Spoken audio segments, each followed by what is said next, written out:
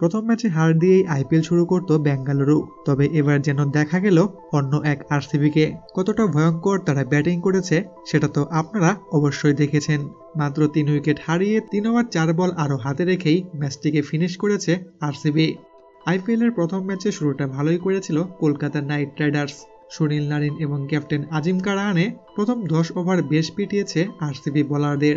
14তম over পর্যন্ত তাদের 10-এর উপরে রান রেট ছিল, কিন্তু এরপর দ্রুত উইকেটের পতনে 20 ওভার শেষে তারা রান করে মাত্র 175 রানের এই টার্গেটটা আরসিবির কাছে হয়ে দাঁড়ায় মামুলি এক টার্গেট। শুরুতেই দুর্দান্ত ব্যাটিং করেন ফিলিপ সল্ট।